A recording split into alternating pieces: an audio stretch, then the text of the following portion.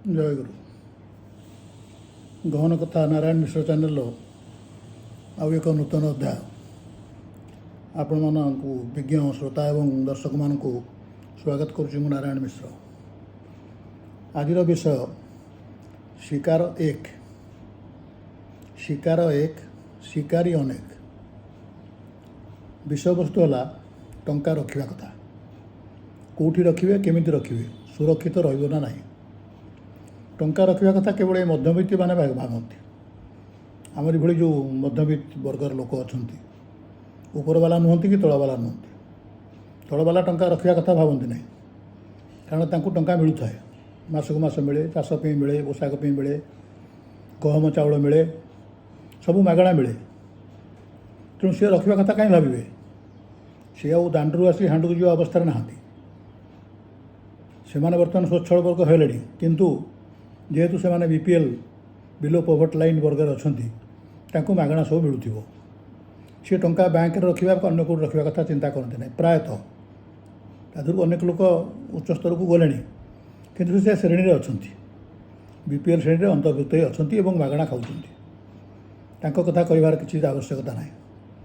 ଆଉ ଉଚ୍ଚ ବର୍ଗ ଯେଉଁମାନେ ନେତା, ମନ୍ତ୍ରୀ, ଆଉ ସେକ୍ରେଟେରୀ, ସଚିବ ବା ନିର୍ଦ୍ଦେଶକ, ଡାଇରେକ୍ଟର, ଏସବୁ ଲୋକମାନେ, ସେମାନଙ୍କୁ ଜଣାଅଛି ବା ସେମାନଙ୍କୁ କେହି ଉପଦେଶ ଦେବାକୁ ଅଛି ଯେ ଟଙ୍କା ଯେତେବେଳେ ଅଧିକା ହେବ, ହଜାର ହଜାର କୋଟି ହେବ, ଖାଇବା ଟଙ୍କା, ଲାଞ୍ଚ ଟଙ୍କା, ଦରମା ଟଙ୍କା ନୁହେଁ। ଦରମା ଟଙ୍କାରୁ କେହି ଘର ଖଣ୍ଡେ ବି ବିନା ଋଣରେ କରିପାରେ, ଭାରି ମୁସ୍କିଲ କଥା।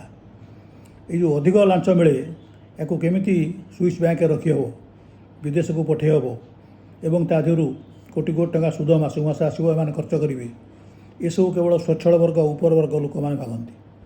ତେଣୁ ତାଙ୍କର ଟଙ୍କା କେଉଁଠି ରଖିବେ ସେ ବିଷୟରେ ଚିନ୍ତା ନଥାଏ।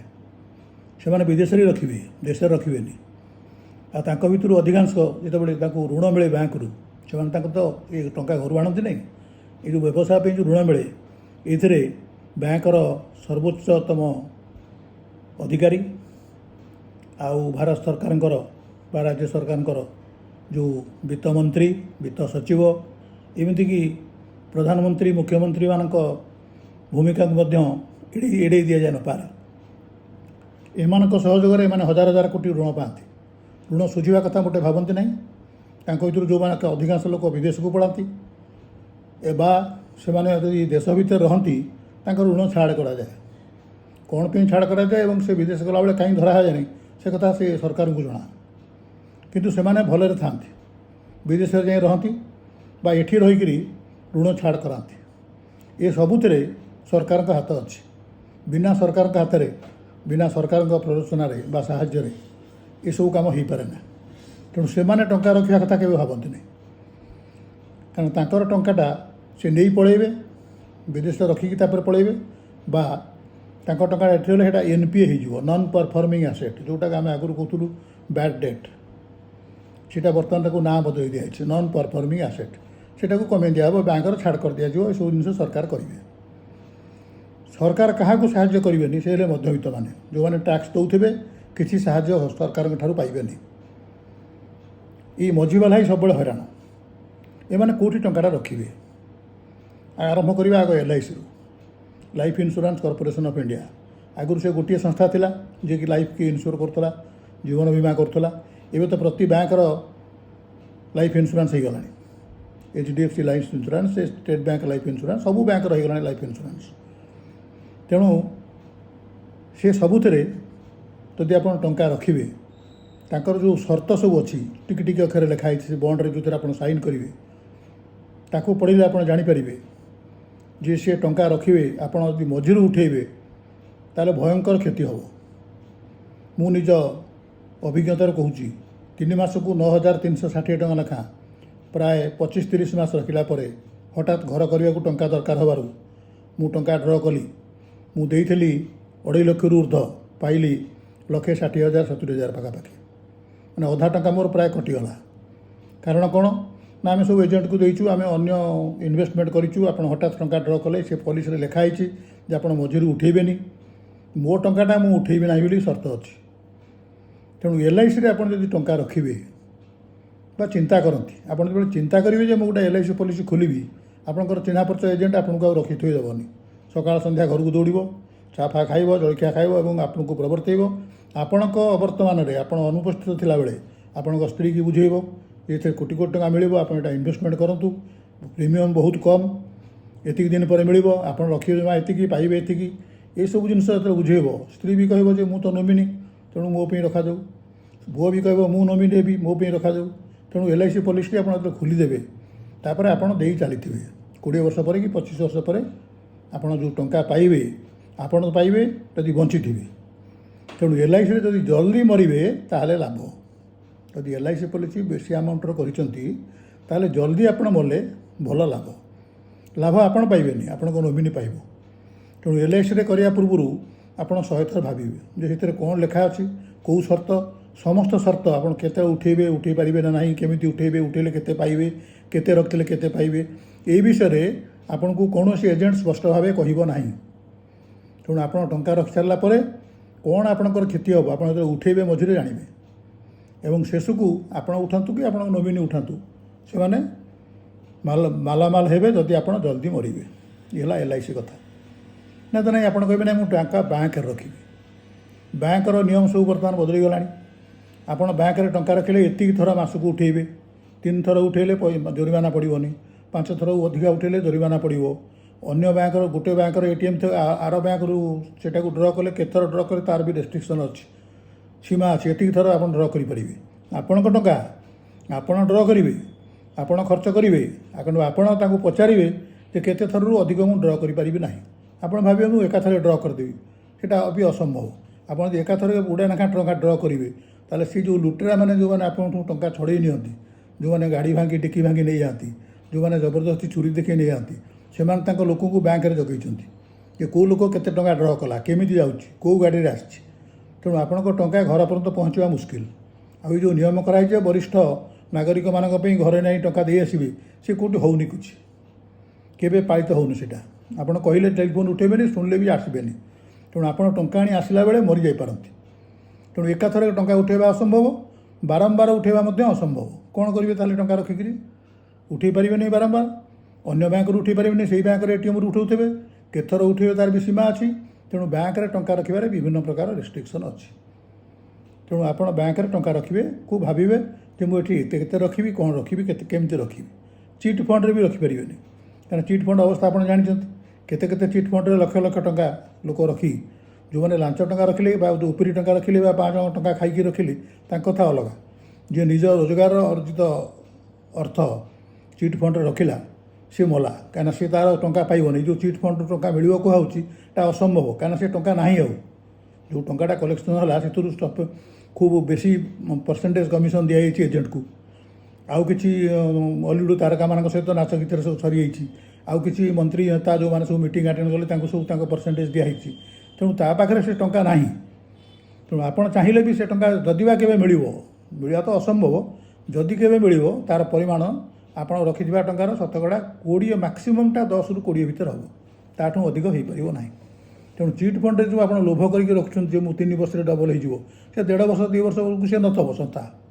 ସଂସ୍ଥା କୁଆଡ଼େ ଛାଡ଼ି ଦେଇ ସବୁ ପଳେଇଥିବ, ସେ ତା'ର ଯାହା ପାଇଲା ନେଇ ପଳେଇଲା, ଯେଉଁଠି ଯାହା ରଖିବା କଥା ପଳେଇଲା। ଯେମିତି ଯେଉଁ ବଡ଼ ଲୋକମାନେ ସବୁ ପଳାଉଛନ୍ତି, ବ୍ୟବସାୟୀମାନେ ପଳାଉଛନ୍ତି ହଜାର ହଜାର କୋଟି ନେଇକରି, ସେଟାକୁ NPA ଦେଖାହେଉଛି। ଏଇଟା ତ ଆଉ ସରକାର NPA ଦେଖେଇବେନି କି ସରକାରୀ ସ୍ତର ଏଇଟା ନାହିଁ ଆଉ, କି ଲୋନ୍ ତ ଦିଆହେଇନି। ତେଣୁ ଏ ଟଙ୍କା ବୁଡ଼ିଗଲା ବୋଲି ଜାଣନ୍ତୁ। ଯାହା ଚିଟ୍ ଫଣ୍ଡରେ ଆପଣ ରଖିବେ ସେଇଟା ନିଶ୍ଚିତ ଭାବେ ବୁଡ଼ିଗଲା ବୋଲି ଜାଣିବେ। ସେୟାର ବି ଆପଣଙ୍କର ସେତେ ଏକ୍ସପିରିଏନ୍ସ ନଥିବ ଯେ କେଉଁ ସେୟାର ରଖିଲେ କେତେ କ'ଣ ବଢ଼ିବ, କେତେ କ'ଣ କମିବ। କାହିଁକିନା ମାର୍କେଟ, ସେୟାର ମାର୍କେଟ ଅତିଶୟ ମାତ୍ରାରେ ଭୋଲାଟାଇଲ୍। ସେ କେତେବେଳେ କ'ଣ ଆପଣଙ୍କୁ କଚାଡ଼ି ଦେବ ତାର ବି କିଛି ଠିକଣା ନାହିଁ। ତେଣୁ ଆପଣ କ'ଣ କରିବେ ଟଙ୍କାଟାକୁ? ଯଦି ଆପଣ ସେଭିଂ କଲି କିଛି ଟଙ୍କା ଅଛି, ଆପଣଙ୍କୁ କିଛି ଟଙ୍କା ହୋଇଗଲା, ଜମି କିଣିବାକୁ ଯିବେ କି? ନାହିଁ। ଆପଣ ଗଲା ପୂର୍ବରୁ 100 ଥର ଭାବିବେ। ବର୍ତ୍ତମାନ ରେରାରେ ଆପଣ ଦେଖିବେ ଯେ ସେ ଯେଉଁ ଜମି କିଣୁଛନ୍ତି ସେ ରେରାରେ ରେଜିଷ୍ଟ୍ରିଭୁକ୍ତ ହେଇଛି ନା ନାହିଁ। ସେ ଜମିଟା ପ୍ରକୃତରେ ଆପଣଙ୍କୁ ଯେଉଁ ଜାଗା ମଧ୍ୟସ୍ଥି ଦେଖେଇଲା ସେ ଜାଗା ଅନୁସାରେ ଏଇ କାଗଜପତ୍ର ଯେଉଁ ଦେଖାଉଛି ସେ ଜାଗା ସେଇ ଜାଗା କି ନୁହଁ ତା ବି ଠିକ୍ ନାହିଁ।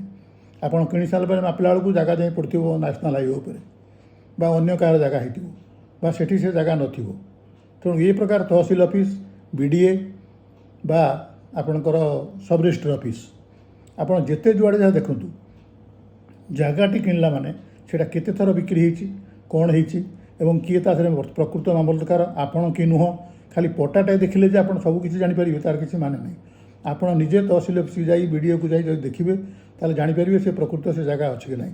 ଆପଣ କେବେ ଭାବିବେନି ଯେ ଅନ୍ୟ ଲୋକ ଦେଖିଛନ୍ତି ଏ ଜାଗା ନିଶ୍ଚୟ ଠିକ୍ ଥିବ, କେବେ ନୁହଁ। ଜାଗା ସମ୍ପୂର୍ଣ୍ଣ ଭୁଲ ହେଇପାରେ।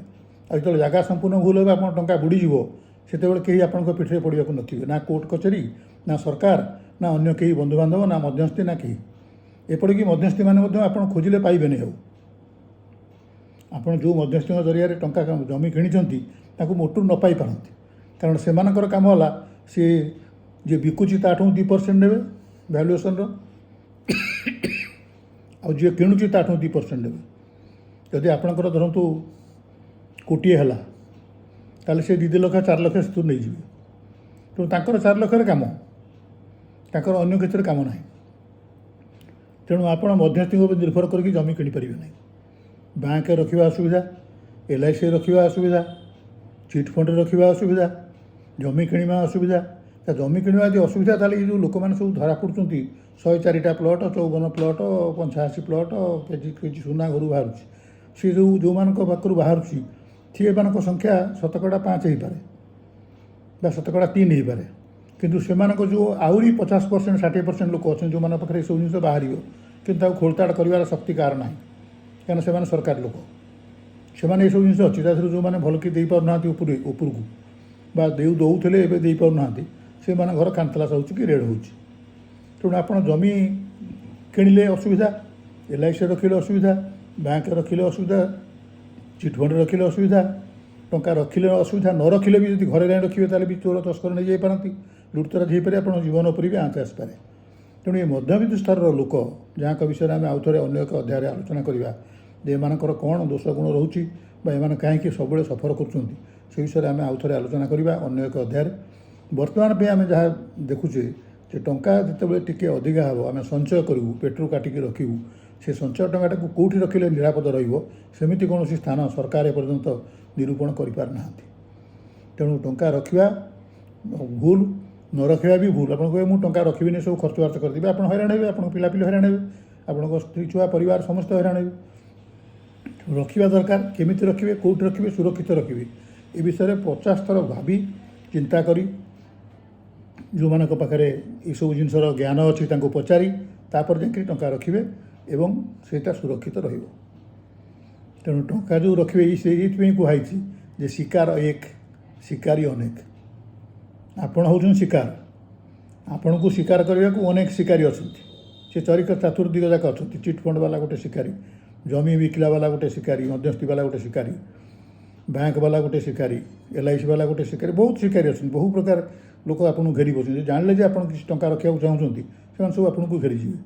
ତେଣୁ ଏହି ପ୍ରକାର ଆଗରୁ ଏସବୁ ନଥିଲା, ଏବେ ଏଇଟା ଆସ୍ତେ ଆସ୍ତେ ବଢ଼ୁଛି।